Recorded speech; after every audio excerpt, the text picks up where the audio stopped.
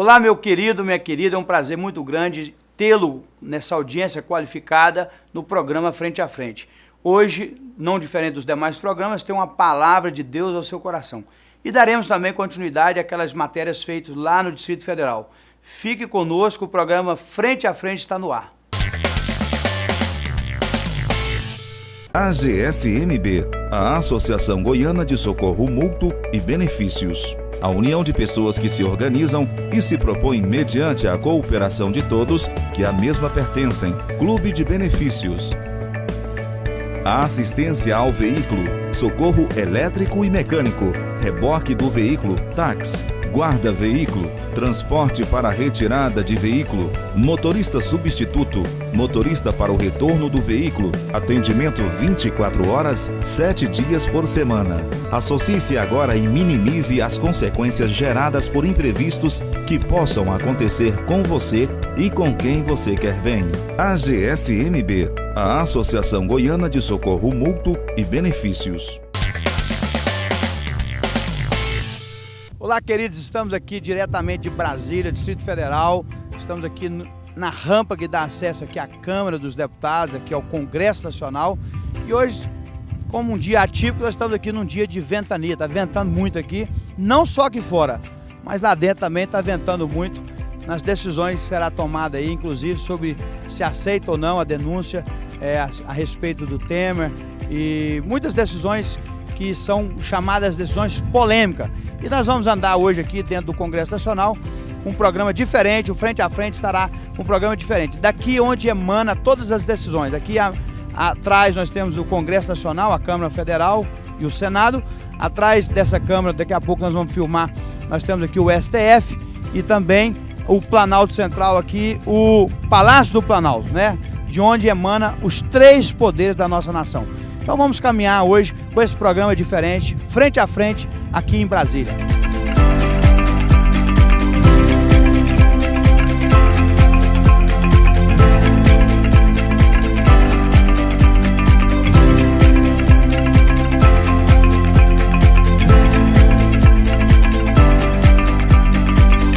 Estou aqui com o deputado, o pastor Marcos Feliciano, ele que é do PSC do estado de São Paulo, e tem demonstrado por que veio à Câmara Federal, né? Tem sido um baluarte aí nas redes sociais defendendo a igreja. Deputado, fala para mim a condição do senhor como ministro de Deus e como deputado, o que mudou para o senhor? Em primeiro lugar, é uma alegria estar falando com você aqui, Davidson, recebendo você aqui no meu gabinete, mandar um abraço para esse povo lindo do estado de Goiás, que eu gosto muito. Eu só não gosto muito do arroz com piqui.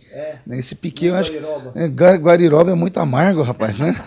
Mas Deus abençoe todos vocês.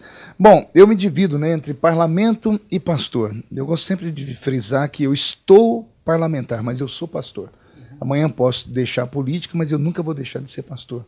Porque um é profissão, que é a política, e o outro é vocação, né? E eu me divido entre o púlpito e o parlamento. Eu prego, eu fico aqui no parlamento terça, quarta e quinta de manhã. Quinta noite, sexta, sábado e domingo eu prego. Então eu me divido dessa forma.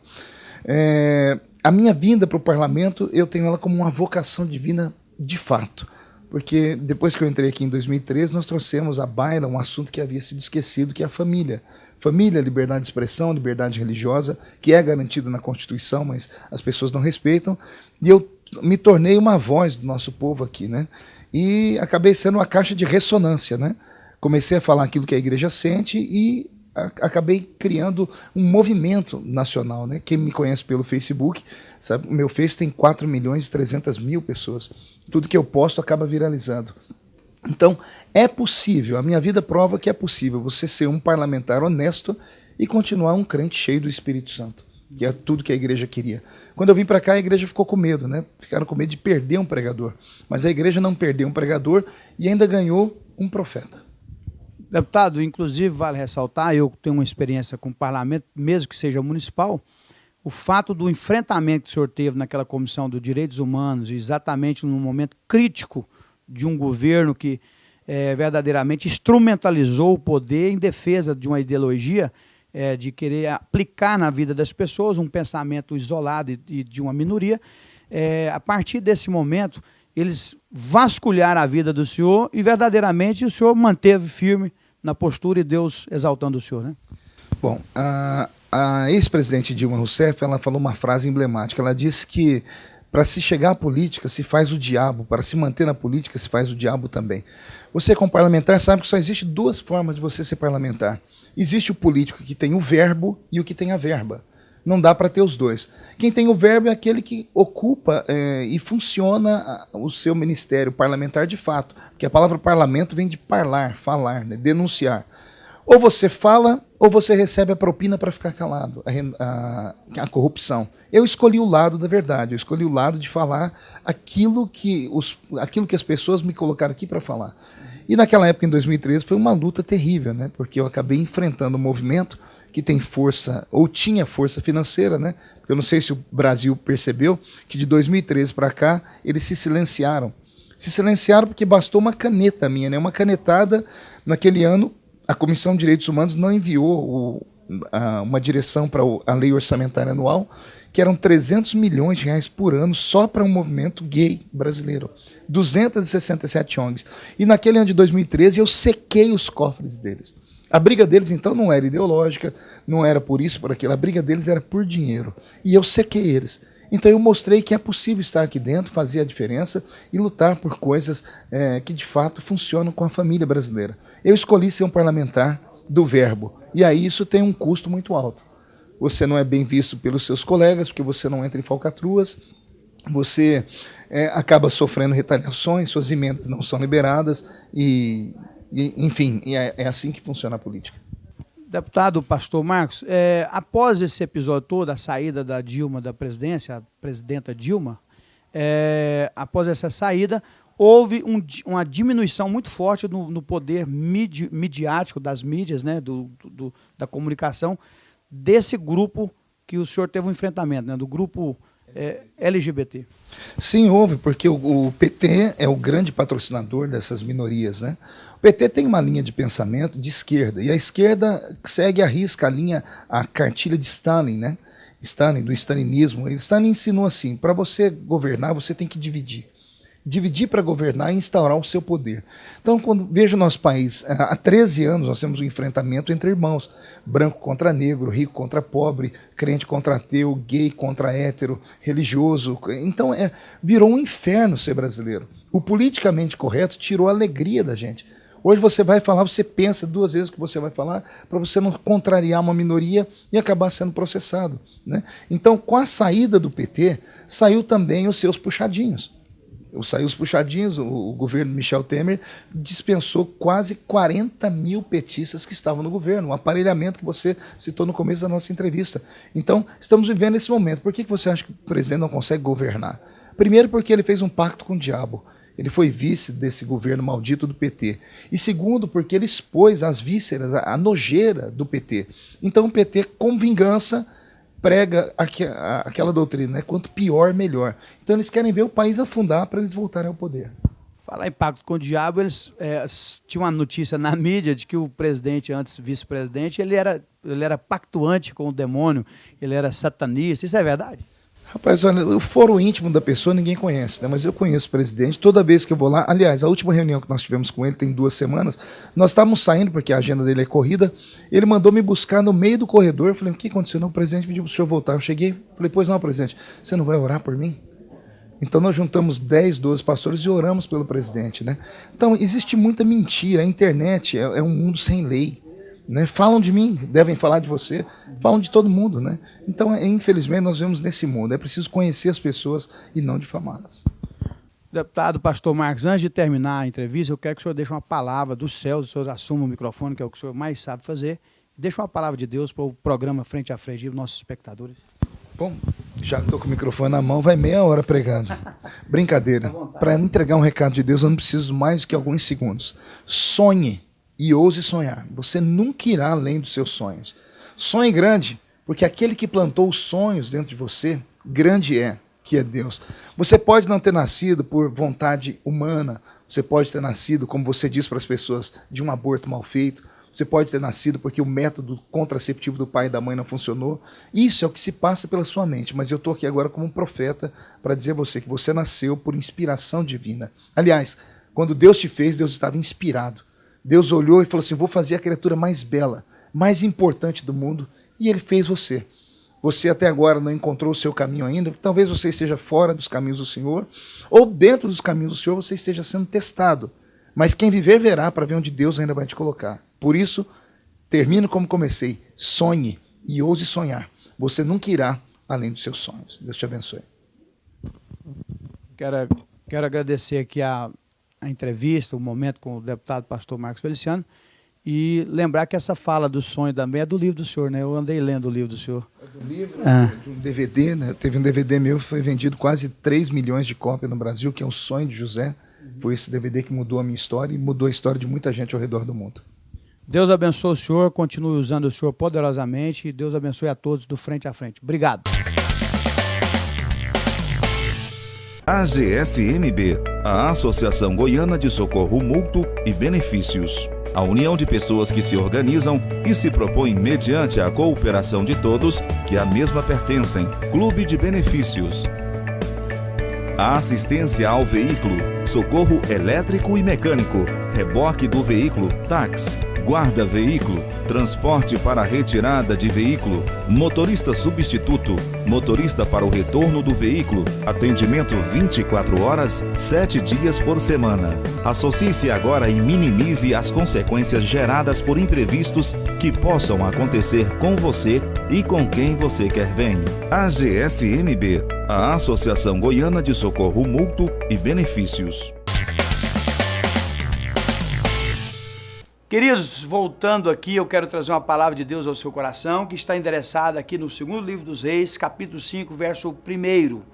Essa palavra de Deus que eu trago a você, né, neste programa, ela fala da história de um grande general, porém leproso. Um grande homem, porém pecador.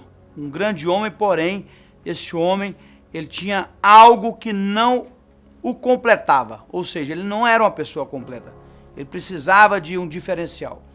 Segundo o livro dos Reis, capítulo 5, verso 1, diz assim: Naamã, comandante do exército do rei da Síria, era grande homem diante do seu senhor, e de muito conceito, porque por ele Deus dera vitória à Síria. Era ele herói da guerra, porém leproso. Era grande homem, era o ministro das forças armadas da Síria, era o maioral dos generais, porém, debaixo da farda daquele homem, debaixo das suas estrelas, havia ali uma lepra em seu corpo. E a Bíblia nos fala claramente que a lepra é um tipo do pecado. Voltando para o texto aqui,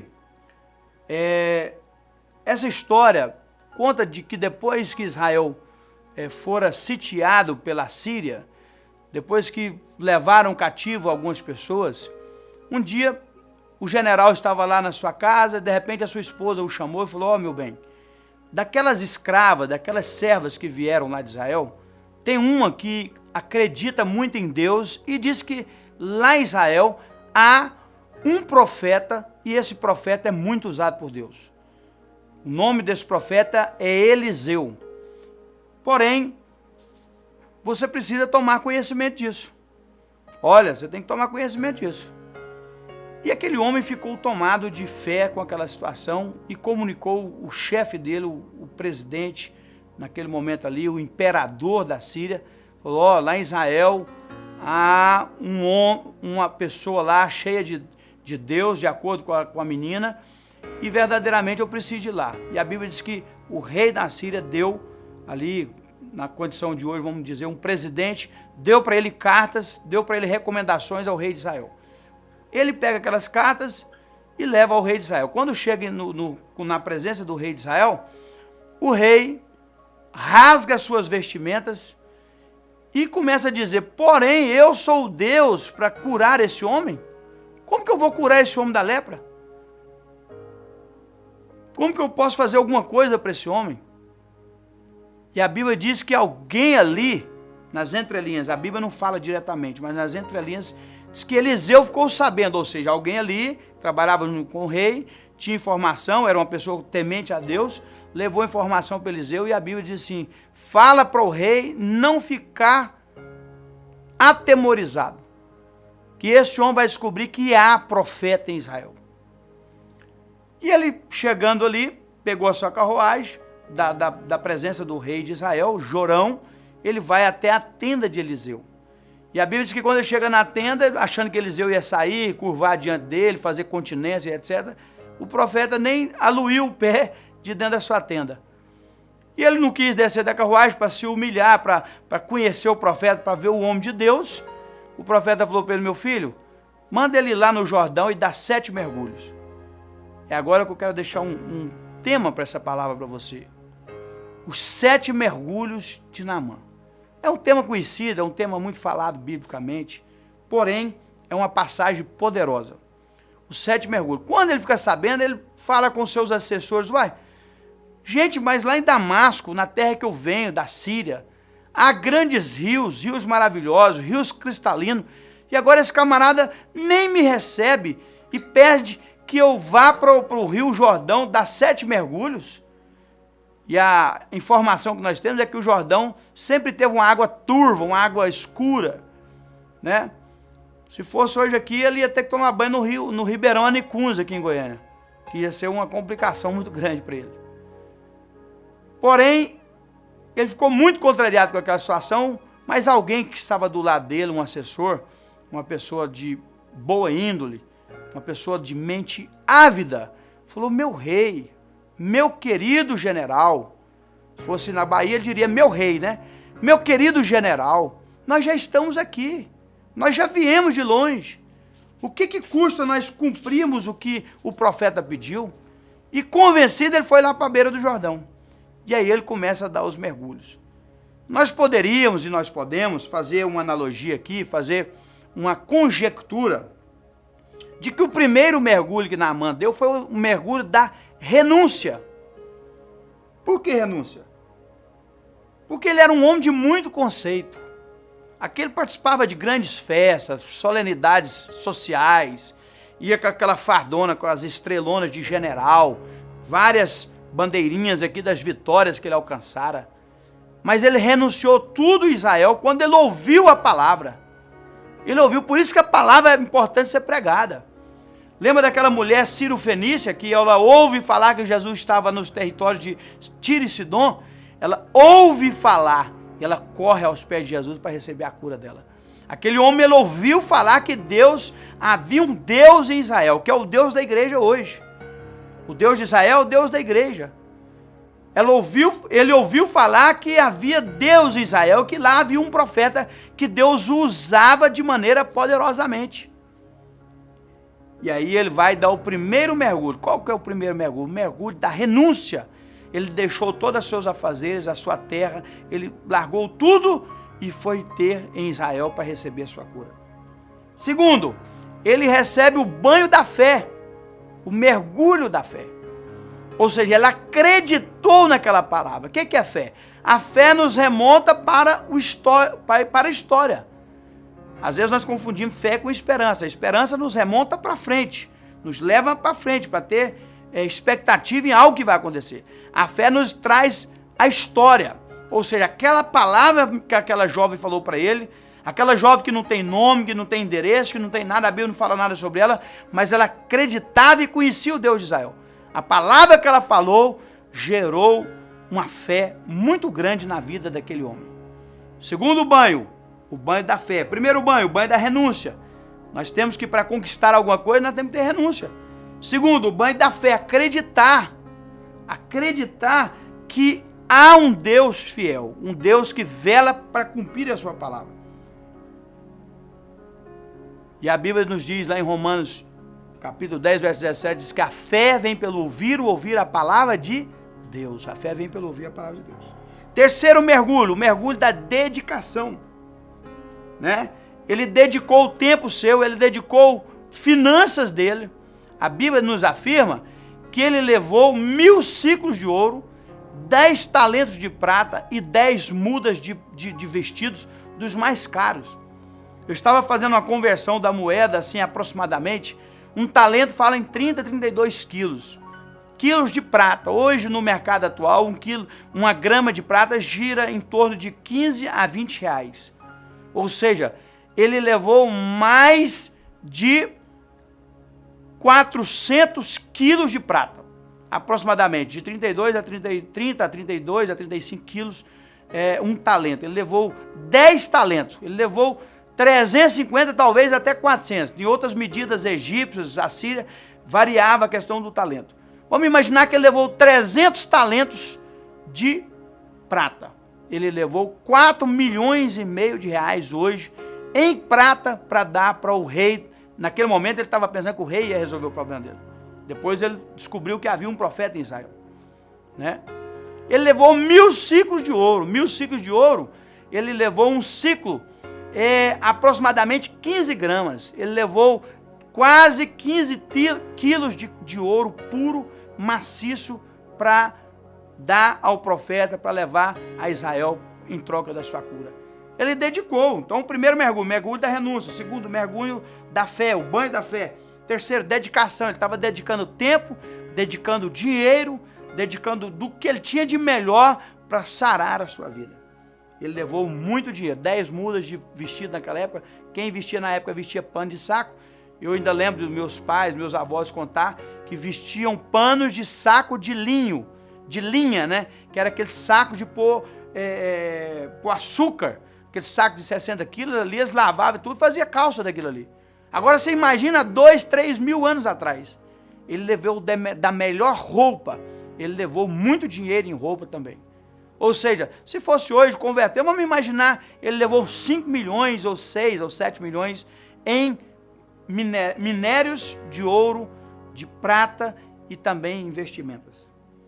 Terceiro mergulho, mergulho da dedicação. Quarto mergulho, o mergulho da obediência. Talvez ele começou a mergulhar a primeira, a segunda vez, a terceira vez, começou a desanimar. Ah, isso é conto de carochinha, isso não vai dar certo. Esse negócio de ir para a igreja não funciona. Vamos fazer uma analogia para... Esse negócio de ir para a igreja, ficar ouvindo a palavra daquele pastor, não funciona. Esse negócio de ficar ouvindo essa palavra de Deus, o povo fala que existe Deus, não funciona.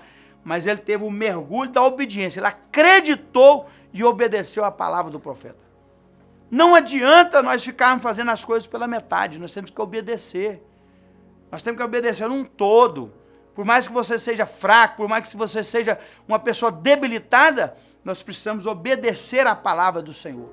Ali ele obedeceu a palavra do profeta. Hoje nós temos que obedecer a palavra de Deus, né? Quarto mergulho, o mergulho da obediência. Quinto mergulho, o mergulho da humildade.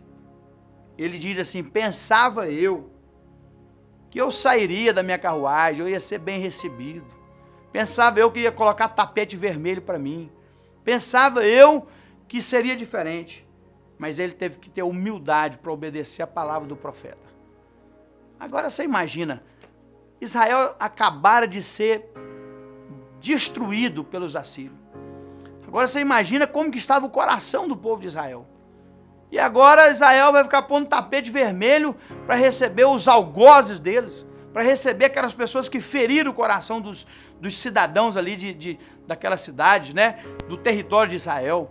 Não! O profeta falou assim: fala para aquele moço que há profeta em Israel, que há um Deus que vela por Israel. Apesar do povo estar em pecado, Deus permitia a Síria punir Israel. Mas o Deus de Israel estava vivo ali na pessoa daquele profeta. E na pessoa de muitos que não curvaram diante da idolatria dos deuses que a Israel foi recebendo e acolhendo no decorrer dos tempos. Sexto mergulho.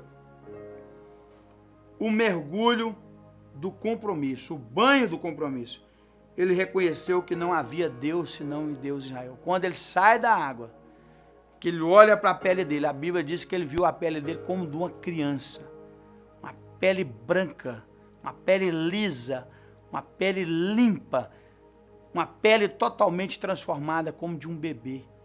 E ele olhou e falou: não há Deus senão em Israel.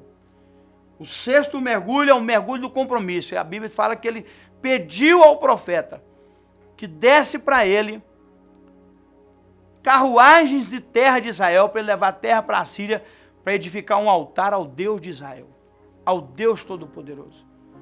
Ele faz um compromisso de servir a Deus. Ele faz um compromisso de ter uma vida diferenciada com Deus. E o sétimo mergulho é o mergulho do milagre. é o mergulho da salvação, é o mergulho do encontro com Deus. Depois que ele vê o milagre, verdadeiramente ele acredita que havia Deus em Israel. Agora, não somente ele tem um compromisso de servir a Deus, mas ele conhece verdadeiramente o Deus de Israel. O Deus do profeta Eliseu. O Deus da menina que servia ele na sua casa. Que ele levara como escrava. O Deus daquele funcionário lá do palácio que ouviu a palavra do rei, e o rei rasgando a roupa, porque o rei estava muito longe de Deus. Ele verdadeiramente agora, ele acredita no sétimo mergulho, o mergulho da vida transformada, o mergulho da salvação, o mergulho do encontro pessoal com Deus. E a Bíblia diz que ele volta lá no profeta e ele quer agora recompensar o profeta não aceita nada. Muito diferente, né? De muitas igrejas hoje, muito diferente de muitos que têm títulos de pastores, muito diferentes daqueles que se intitulam sacerdotes e que se intitulam altos profetas, né? Que não pode ver um cheque e quer pegar o cheque. Não, a Bíblia diz que ele não aceitou o ouro, ele não aceitou porque o Deus de Eliseu era um Deus maior do que o ouro, do que a prata, do que as vestimentas que ele levara para ele. Querido, eu quero deixar essa palavra ao seu coração. Que hoje você possa mergulhar nas águas da palavra de Deus. A palavra de Deus, ela é limpa. As águas do Espírito Santo de Deus. Hoje mesmo você pode mergulhar de corpo e alma numa vida diferenciada. Descer da escada da vaidade, do orgulho, da prepotência. Todo dia nós temos que descer. A tentação nossa, humana, é muito grande para vivermos uma vida de exaltação, de prepotência, de arrogância. Mas nós podemos descer nas águas da palavra de Deus. Descermos da escada da vaidade. Nós podemos descer com humildade, com dedicação, com compromisso. Nós podemos descer com esses mergulhos que foram citados aqui. O mergulho da renúncia. Primeiro, o mergulho da renúncia. O mergulho da fé, de acreditar na palavra de Deus. O mergulho da dedicação, de oferecer o melhor a Deus. De oferecer o melhor a Ele. O mergulho da obediência à palavra sacerdotal de homens de Deus. A palavra de Deus através da Bíblia. O mergulho à voz, a obediência à voz de Deus. Daquilo que eu estou falando para você neste momento. O mergulho da humildade. A Bíblia diz lá em Provérbios que onde vai a humildade, né, precede a honra. Onde tem humildade, precede a honra. A soberba precede o quê? O fracasso, a destruição. Quantos soberbos estão perdendo, né? Gente que se auto-intitula, bate no peito, acha que é alguma coisa, daqui a pouco não é nada, né? E verdadeiro é humilde. E o sétimo mergulho, renúncia, banho da fé, dedicação, obediência, o banho da humildade, o banho do compromisso de servir a um Deus. E o sétimo mergulho, o mergulho completo da salvação. O número 7 na Bíblia fala de um número total, de totalidade, de completude. E ele mergulhou e recebeu a bênção de Deus. Que você hoje possa receber a bênção através dessa palavra. Deus te abençoe pela oportunidade de estar ministrando ao seu coração. Quero te agradecer pela audiência qualificada e te aguardar no próximo programa, se Deus quiser.